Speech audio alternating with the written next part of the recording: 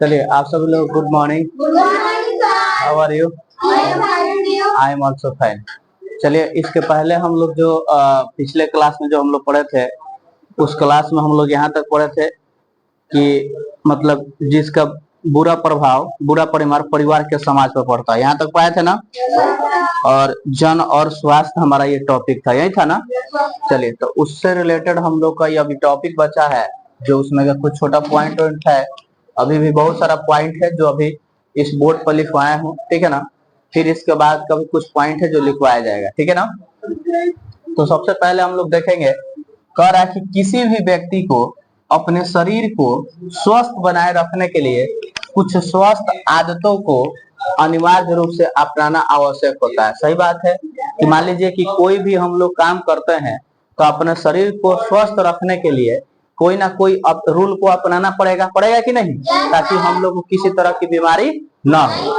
Second point है कि शरीर स्वस्थ रहे इसके लिए संतुलित आहार, यानी जो शरीर अगर हम लोग को स्वस्थ रखना है तो हम लोग को बैलेंस आहार, संतुलित आहार को, आहार मतलब होता है जो खाना हम लोग खाते हैं उसको बोलते हैं। तो संतुलित आहार, जैसे मान लीजिए हम लोग को खाने का मन कर रहा है 2 रोटी, और मान लीजिए मटन चिकन बन गया तो हम लोग खा लिए 4 रोटी, समझ में आ रहा ना। तो उसको संतुलित आहार नहीं कहेंगे। संतुलित आहार का मतलब होता है कि जितना आपको खाने की आवश्यकता है उसमें से थोड़ा सा कम खाएं, समझ में आ रहा ना, ताकि आपकी शरीर खाना को कभी जब भी खाए तो खाना को एकदम अपने तीत से उसको चबा चबा कर खाएं।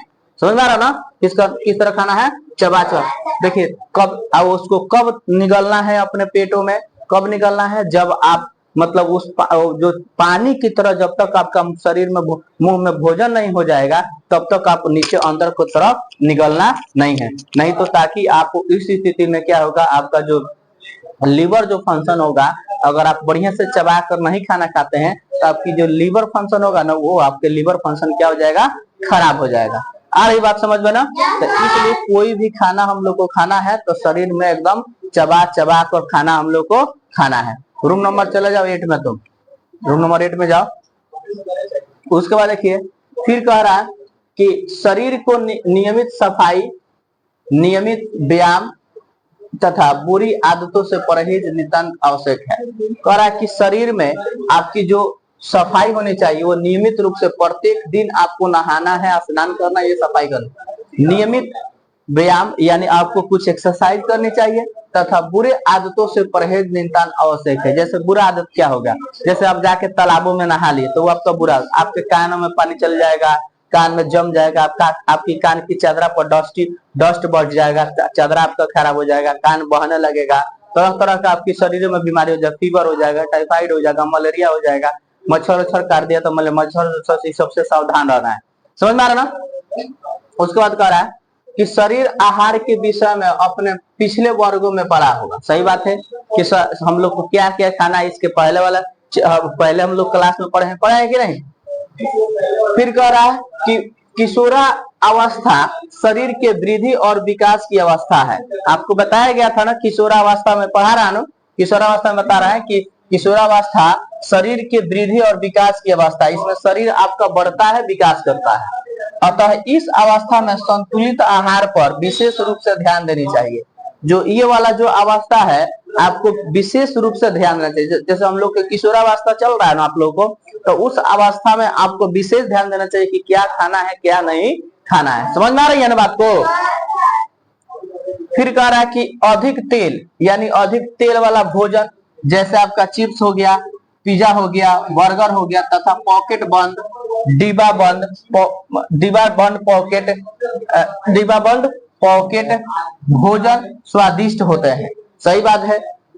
या पके भोजन, पके लिख देते हैं, पॉकेट छोड़ दिया, या पके भोजन ये क्या होता है बाबू, स्वादिष्ट होता है। सही बात है कि जो डिब्बा में पैक रहता है वो भी बहुत अच्छा लगता है, तेल से फ्राई करके खाना खाते हैं वो भी बहुत अच्छा लगता है, लेकिन क्या होता है वो बहुत स्वादिष्ट होता है लेकिन आपके शरीर को नुकसान पहुंचाता है। और स्वादिष्ट होता है तो उसमें क्या कमी हो जाता है, जैसे किसी चीज को हम लोग फ्राई करते हैं तो उसमें के बहुत सारा चीज को खत्म कर देता है, जला देता है, तो उसमें क्या जलता है क्या खत्म होता है आप देख सकते हैं। यहाँ पर दिया है कि यदि उनके स्वाद हमें भाते हैं तो उनको नियमित रूप से भोजन में भी शामिल नहीं करनी चाहिए। रूम नंबर 8 में जाओ, दिखाई नहीं दे रहा, ठीक है ना।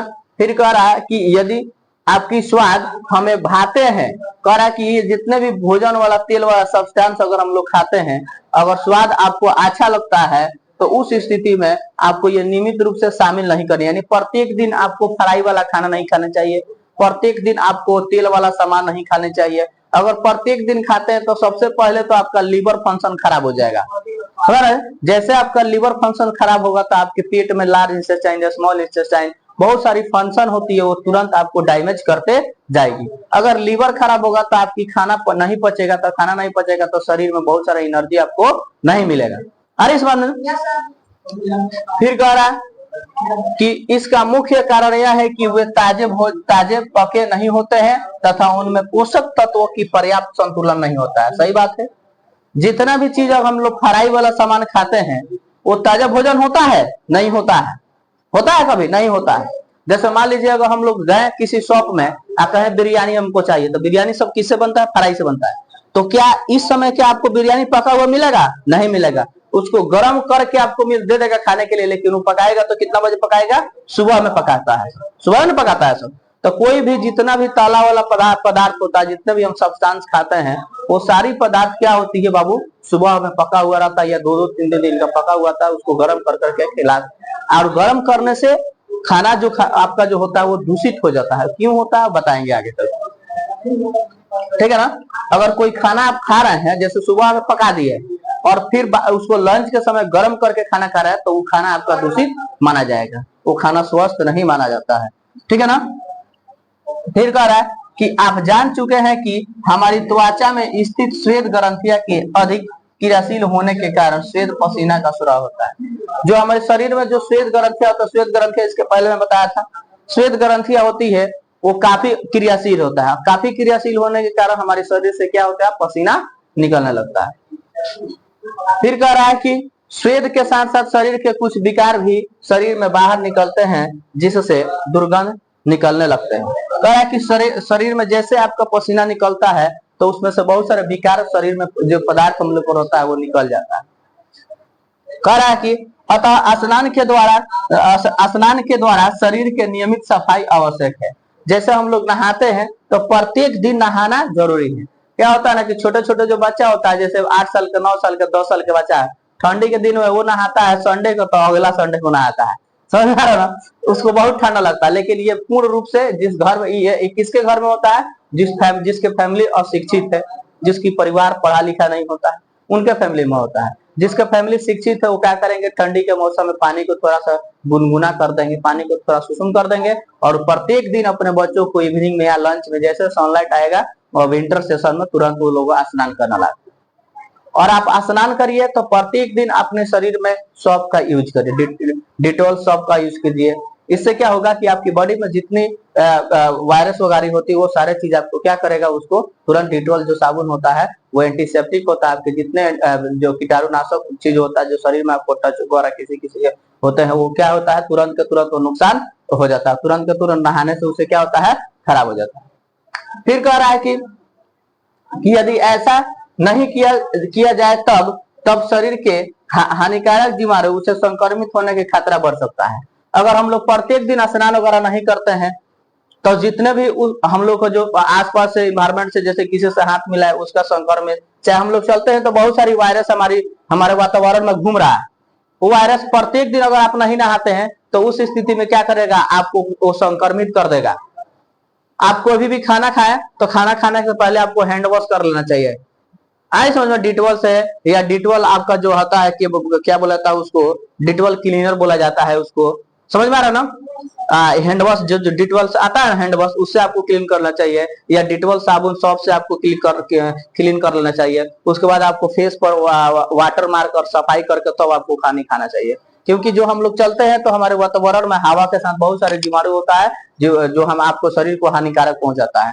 तो प्रत्येक दिन आपको स्नान करके सुबह में स्नान करिए, उसके बाद नाश्ता करिए, फिर आपको स्कूल वगैरह जाना है, या सुबह में एक्सरसाइज वगैरह। आपका एक्सरसाइज हमारे शरीर के लिए काफी जरूरत होता है, ताकि जो हमारे शरीर का जो रिस्पायरेटरी सिस्टम होता है, सांस लेना और सांस छोड़ने के जो सिस्टम होता है, वो हमेशा के लिए क्या होता है, वो बेहतर रहता है। समझ में आ रहा है ना? क्योंकि एक्सरसाइज करने से आपकी बॉडी के जितने भी क्रियाशील, जितने भी आपके पेट के अंदर जितने भी बहुत सारे जो मल मूत्र होता है, वो क्या करता है आपको, वो भाई जो स्टूल वगैरह जितने भी होता है वो सारा जितने भी होता है वो सारा चीज आपको भाई शरीर के द्वारा किसी न किसी एनस के माध्यम से बाहर आपके शरीर से निकल जाता है। समझ में आ रहे ना? तो इसके लिए अभी इसके बाद फिर हम लोग का जो टॉपिक है, खतरनाक जीवाणु को संक्रमित होने के खतरा बन सकता है ना? यहाँ तक हम लोग पढ़े थे। अभी फिलहाल में जो फिर इसके बाद का जो हेडलाइन है, देखिए मैं आपको इतना बता सकता हूँ, मैं बोर्ड पर लिखने का ये लिखने का इसलिए रीजन है, विदाउट मैं ऑन कैमरा के सामने बोर्ड पर लिखकर मैं पढ़ा सकता हूँ। बट रीजन क्या है कि अगर मैं बोर्ड पर कैमरा पर लिखूंगा ना, अकॉर्डिंग टू वीडियो को रनिंग टाइम में लिखूंगा तो वीडियो काफी लंबा बढ़ सकता है। समझ रहे हैं ना? इसलिए मैं इसको पहले लिख देता हूँ, उसके बाद वीडियो को शूट करता हूँ, ठीक है ना? तो फिलहाल में देखिए हम लोग जो पढ़ना है, अब कभी कभी देखिए कह रहा है कि कभी कभी उचित सावधानी नहीं बरतने के कारण भी स्वास्थ्य पर प्रतिकूल प्रभाव पड़ता है। सही बात है कि अगर हम लोग को अगर अपने शरीर की अगर उचित सावधानी नहीं बरतते हैं, और है ना, तो अगर शरीर पर हम लोग उचित सावधानी अगर नहीं बरतते हैं तो उस स्थिति में हम लोग को क्या होगा कि हम लोग को शरीर पर प्रतिकूल प्रभाव, स्वास्थ्य के शरीर पर हम लोग को प्रतिकूल प्रभाव पड़ सकता है। उचित सावधानी नहीं बरतने से AIDS मतलब एड्स का फुल फॉर्म होता है एक्वायर्ड इम्यून डिफिशियंसी सिंड्रोम नामक जैसी खतरनाक बीमारी भी हो सकती है। देखिए मैं बताया था ना कि अगर आप सावधानी अगर नहीं बरतते हैं तो एड्स एक ऐसी बीमारी होती है जो आपको मतलब मार सकती है, किल कर सकती है। समझ में आ रहा है ना? उसको दावा करने के लिए केवल उसका रोकथाम है, एड्स बीमारी खत्म किया नहीं जा सकता है, केवल उसको रोकथाम किया जा सकता है, यानी आपको जीवित रखा जा सकता है, लेकिन वो पूर्ण रूप से ठीक नहीं किया जा सकता है। फिर कह रहा है कि यह एक विषाणु वायरस है जिसको HIV कहते हैं। HIV का फुल फॉर्म होता है इम्यूनो डिफिशियंसी। क्या बोलते हैं? ह्यूमन इम्यूनो डिफिशियंसी के कारण होने वाला रोग है। ये जो बीमारी होगा ना, ये तुरंत किसके कारण होता है बाबू? HIV के कारण होता है। इस वायरस का संक्रमण एक स्वास्थ्य व्यक्ति को कई कारणों से हो सकता है। ये जो कह रहा है जो संक्रमण है ये कई कारणों से हो सकता है। ये नहीं है कि आपको बहुत सारे चीज होता है जिससे आपको करने से HIV हो सकता है, लेकिन नहीं, ये कारण नहीं है कि आपको HIV हुआ तो किसी दूसरे रीजन से हुआ। बहुत सारे रीजन इसका हो सकता है। कह रहा है कि जैसे इंजेक्शन लगने वाले सिरिंज को संक्रमित सुई से इंजेक्शन लगवाना, AIDS यानी HIV से पीड़ित व्यक्तियों के साथ अनैनिक यौन संभोग करा ना, कि अगर ये बीमारी आपको हो सकता है, जैसे किसी को HIV हुआ है और उसी का सुई से आपको सुई दे दिया गया तो उससे भी हो सकता है। दूसरी पॉइंट है, देखिए यहाँ थोड़ा ध्यान दीजिएगा, यहाँ कह रहा है कि अनियमित यौन संबंध, अनियमित यौन संबंध के मतलब समझिए कि एक लड़का किसी अदर फीमेल से, कोई एक किसी एक मेल किसी दूसरे फीमेल से, फिर वो मेल किसी दूसरे फीमेल से, फिर वो मेल किसी फिर दूसरे फीमेल से, यानी एक से अधिक यानी फीमेल से संभोग करने से भी आपको HIV के पेशेंट आप बन सकते हैं। कह रहा है कि रक्त आधान के इंग्लिश में बोलते हैं ब्लड ट्रांसफ्यूजन के लिए संक्रमित रक्त का उपयोग आदि एड्स रोग से संक्रमित महिला द्वारा जनित शिशु को भी इस रोग से संक्रमित कर सकता है।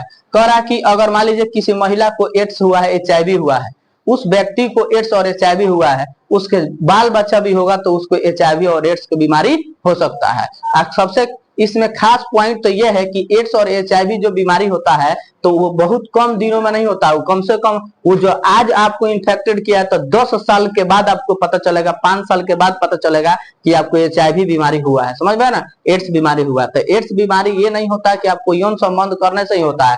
आपको किसी को हुआ है, उसको सुई उसी से दे दिए या उससे हाथ मिला लिए या उसके सामने खड़ा होकर बात कर ले तो उससे भी आपको HIV बीमारी हो सकता है। इससे सावधानी बरतना है, इसीलिए किसी को बोलना है गुड मॉर्निंग, ठीक है ना, हाथ जोड़ लेना है। समझ रहे ना? किसी से हाथ मिलाने की आवश्यकता नहीं है, क्योंकि अभी के डेट में एड्स और HIV बीमारी के पेशेंट काफी अधिक मात्रा में बढ़ते जा रहा है। समझ में आ रहा ना। और इसका मेन कारण यही है कि जैसे लोग दाढ़ी बाल बनवाता है, जाकर उसके जो बाल कट गया उससे आपको बीमारी हो गया, इन्फेक्शन हो गया, इसके कारण भी बहुत सारा आपको बीमारी हो सकता है। तो इसलिए दाढ़ी बाल भी बनाना। देखिए आजकल युवा लोग को बीमारी इतना क्यों हो रहा है, क्योंकि वो दाढ़ी रख रहा है, स्टाइली दाढ़ी रख रहा है ना, और स्टाइली दाढ़ी अपने से खुद बन नहीं सकता है। जब भी बनाएगा तो कौन बनाएगा बाबू, आप लोग को हजाम जो नाई होते हैं वही बना सकते हैं, वही बना सकते हैं कि नहीं।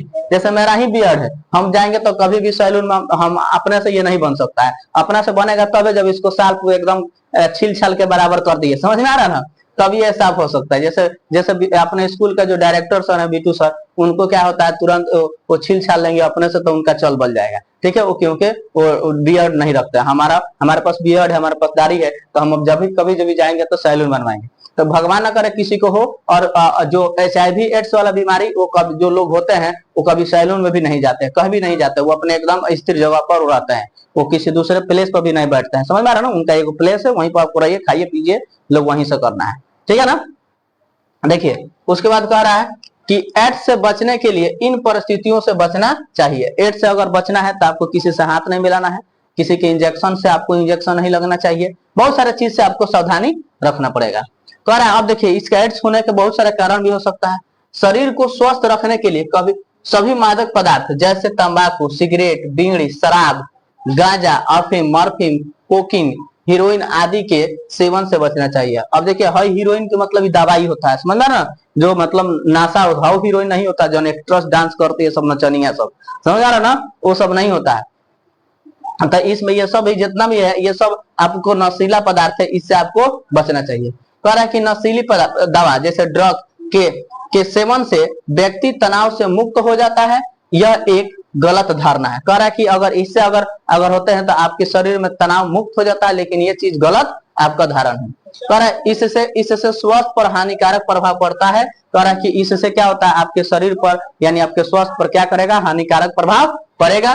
फिर कह रहा है अतः इनका सेवन नहीं करना चाहिए। फिर कह रहा है कि इनका सेवन हम लोग को नहीं करना चाहिए। समझ में आ रही है ना बाबू। फिर कह रहा है कि शरीर को स्वस्थ रखने के लिए विशेष प्रकार के किशोरावस्था में नियमित व्यायाम करनी चाहिए। अभी बताया ना, जैसे आप लोग का जो किशोरावस्था है तो इसमें आप लोग को पूर्ण रूप से व्यायाम, हमारा भी किशोरा ही अवस्था है, ऐसा नहीं है कि हम पूर्ण युवावस्था में माने युवावस्था में प्रवेश कर गए हैं। समझ में आ रहा ना, पहले किशोरावस्था में थे लेकिन अब युवावस्था में प्रवेश कर गए हैं, ठीक है। फिर कह रहा है तथा खुले स्थानों जैसे मैदान में वैसे खेल कूद में भाग लेने चाहिए जिसमें शारीरिक परिश्रम हो। जैसे आपको मैदान के मतलब होता है फील्ड, समझ में आ रहा ना, जैसे आपको जो हम लोग कहते हैं जा रहे हैं फील्ड में खेलने, यानी आपको जा रहे हैं हम लोग बड़ी बड़ी जगह पर अच्छा जगह खेलने, तो वैसा खेल खेलना चाहिए जिसमें आपके शरीर को परिश्रम करे, मेहनत करना पड़े। जैसे आपको बैट बॉल हो गया, गेंद हो गया, ये सब जो होता है ये आपको परिश्रम वाला खेल है, समझ में। कबड्डी हो गया, ये सब परिश्रम वाला खेल है, ठीक है ना। आपका बैडमिंटन हो गया, वॉलीबॉल हो गया, ये सब आपके शरीर से पसीना निकलना है, और शरीर का पसीना निकलने से आपकी बहुत सारे शरीर में गंदगी क्या होती है, बाहर निकल जाती है। और ये बात माना गया है कि शरीर के पसीना निकलना एक यूरिन के बराबर होता है, बताया ना आप लोग को। हाँ देखिएगा, शरीर जो पसीना निकलता है नमकीन लगता है, नमकीन लगता है ना। तो ये CBSE के 6 क्लास के बुक में दिया है, 8 क्लास के बुक में दिया है कि आपके शरीर से जो पसीना निकलता है वो यूरिन के बराबर होता है, यानी आपके पेशाब के बराबर होता है। समझ में आ रहा ना। पेशाब जो होता है आपको जो यूरिन निकलता है वो शरीर के जितने भी बाधक, जितने भी खराब पदार्थ होता है वो तुरंत आपको बाहर निकाल देता है। जो मल पैखाना जो हम लोग करते हैं वो शरीर के जितने भी खराब मल मटेरियल होता है वो तुरंत आपके शरीर से बाहर निकल जाता है, ठीक है बेटा, कोई दिक्कत। आज हम लोग का ये चैप्टर खत्म हो गया, जिस चैप्टर का नाम था क्या, हम लोग को किशोरा अवस्था, इस चैप्टर का नाम है। और ये चैप्टर को हम लोग पूर्ण रूप से ये खत्म कर दिया है। और अब हम लोग नेक्स्ट चैप्टर जो क्लास लेंगे उसका नेक्स्ट क्लास है जो हम लोग का नाम है, उस नाम का है बल तथा दाब। क्या नाम है, बल तथा दाब। पहले क्या करना है, आप लोग को ये क्वेश्चन आंसर पूरा बना के लेकर आना है। अगर नहीं बनेगा तो फिर इसका क्लास मैं कल आप लोग को करा दूंगा। Okay, that's all, thank you.